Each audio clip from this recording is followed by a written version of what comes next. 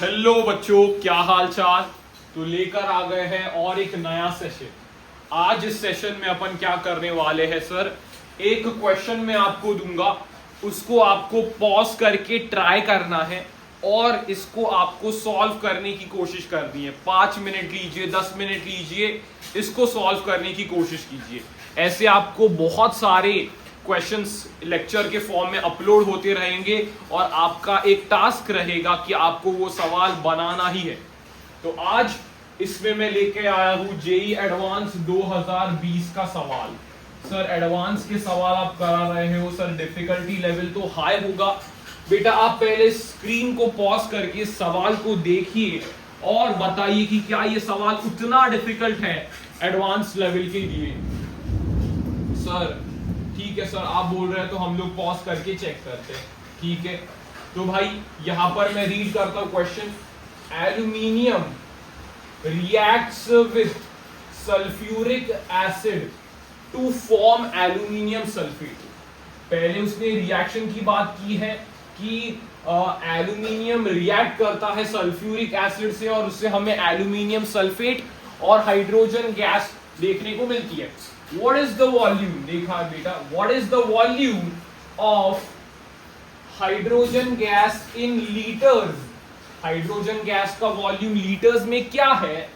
Produced at 300 Kelvin and 1 atm pressure। ठीक है sir, 300 Kelvin और 1 atm प्रेशर की बात की गई है। When 5.4 gram of aluminium and 50 ml of 5 molar sulfuric acid are combined for the reaction। तो बेटा आपको ये देख के पता चला होगा सर ये सवाल स्टोइचियोमेट्री से पूछा गया है। ठीक है, दूसरा यहां पर पहले आपको रिएक्शन लिखनी पड़ेगी। रिएक्शन अगर मैं लिखता हूं एल्यूमिनियम प्लस H2SO4 के साथ अगर मैंने रिएक्शन करवाई तो वो आपको क्या देता है सर? उसने लिख दिया है सर एल्यूमिनियम सल्फेट देगा, यस एल्यूमिनियम सल्फेट देगा और हाइड्रोजन गैस लिबरेट होगी। यस सर, ये रिएक्शन आप लिख सकते हो। स्टोइचियोमेट्री का पहला स्टेप वाइज क्या है सर? आप रिएक्शन लिखोगे, रिएक्शन को आपको उसके बाद बैलेंस करना पड़ेगा। रिएक्शन को बैलेंस कैसे करें सर? यहाँ पर एल्यूमिनियम 2 है, इस साइड को 1 है, तो यहाँ पर क्या मैं 2 से मल्टीप्लाई कर सकता हूँ? यस सर आप कर सकते हो। सर यहाँ पर सल्फेट 3 है और यहाँ पर सल्फेट 1 ही है, तो यहाँ पर मैं 3 से मल्टीप्लाई कर सकता हूँ। जी सर आप कर सकते हो। सर यहाँ पर 6 हाइड्रोजन है और यहाँ पर 2 ही हाइड्रोजन है, तो आप इसको 3 से मल्टीप्लाई कर सकते हो। यस सर मैं कर सकता हूँ। तो बैलेंस केमिकल रिएक्शन आपको ये देखने को मिली। यस सर ये देखने को मिली।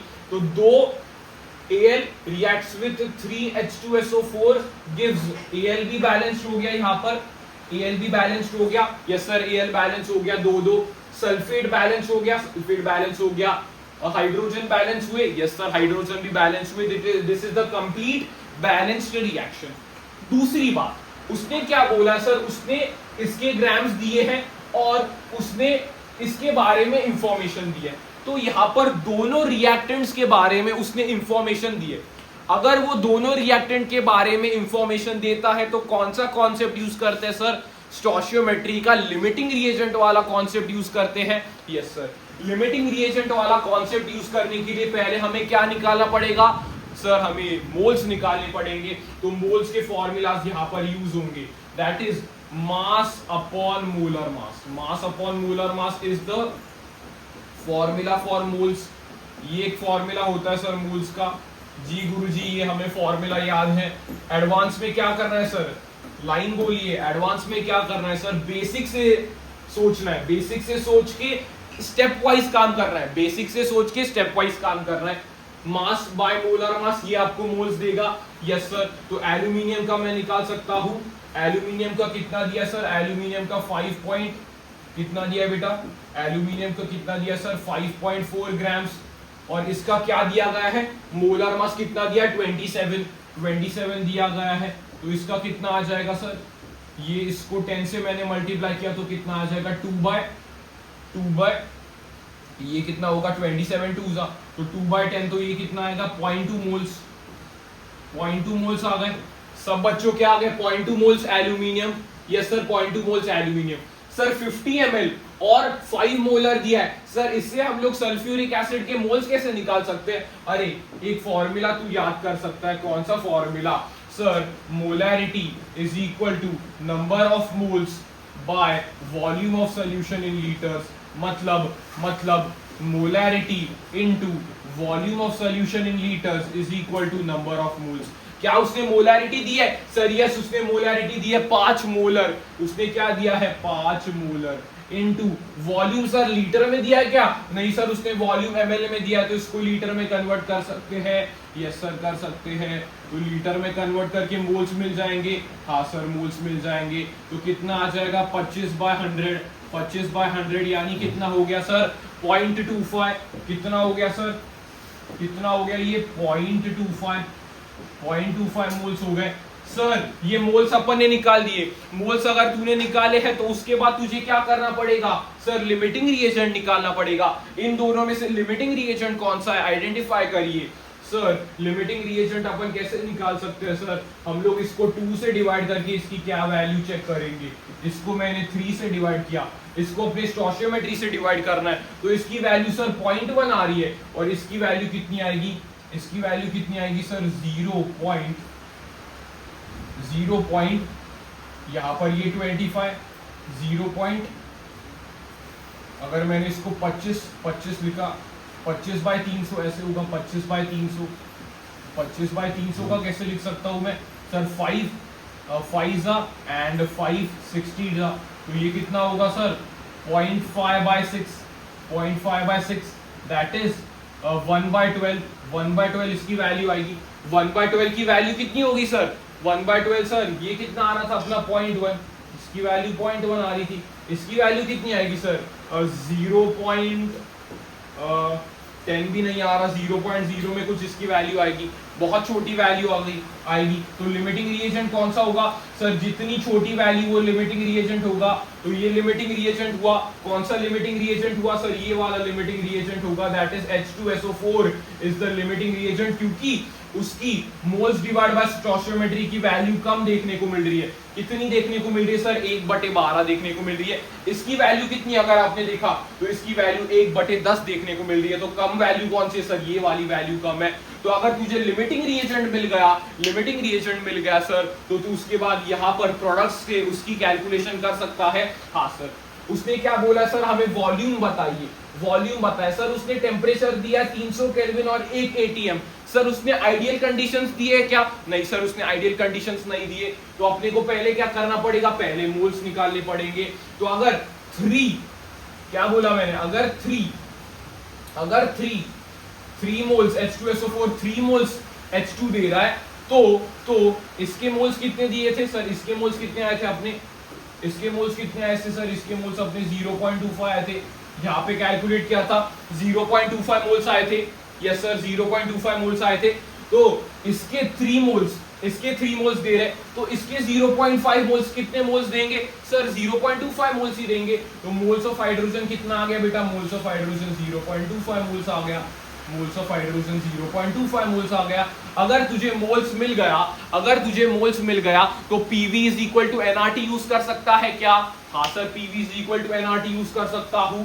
तो नेक्स्ट पेज पे चले, यहां तक देख लीजिए। नेक्स्ट पेज पे अपन बात करेंगे आगे की प्रोसेस कैसे होगी। पहले ये देख लीजिए, अच्छे कंसेप्ट यहाँ पर यूज हुए हैं।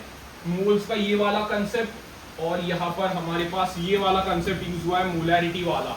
2 कंसेप्ट से अपन ने मोल्स निकाले।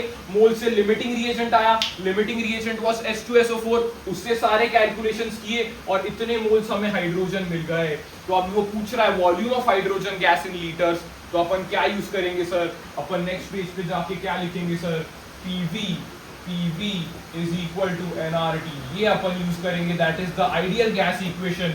We will use the ideal gas equation. Ideal gas use करने से क्या मिलेगा सर? आइडियल गैस यूज करने से आपको वॉल्यूम मिलेगा। Volume is equal to nRT upon V, nRT upon P। This will give us the volume. तो तो यहाँ पर n की वैल्यू क्या है सर 0.25। 0.25 को मैं क्या लिख सकता हूँ सर 1/4 लिख सकता हूँ। हाँ सर आप 1/4 लिखिए। r की वैल्यू क्या दी गई है बेटा उसने r की वैल्यू क्या दी है सर r की वैल्यू 0.082 ये उसने r की वैल्यू ली है। तो इसको मैं क्या लिख सकता हूँ बेटा शॉर्टकट में सर आप इसको 1/12 लिख सकते हो। वेरी गुड, शॉर्टकट याद रखना 1/12 लिखा मैंने। और इसको आप क्या लिख सकते हो सर इसको मैं 300 लिख सकता हूँ। 300 केल्विन में दिया है और ये प्रेशर आपको किस में दिया है सर 1 atm में दिया है। तो 1 से डिवाइड कर लिया तो ये कितना आएगा सर ये आएगा 25। ये आएगा 25/4 करिए 25/4 करिए तो ये कितना आएगा सर 6.25 लीटर्स। क्या आएगा बेटा answer sir the answer will be 6.25 litres. तो इस क्वेश्चन का आंसर क्या होगा sir this question answer will be इसका आंसर क्या होगा सर इसका आंसर होगा 6.25 litres of hydrogen gas hydrogen gas will be produced.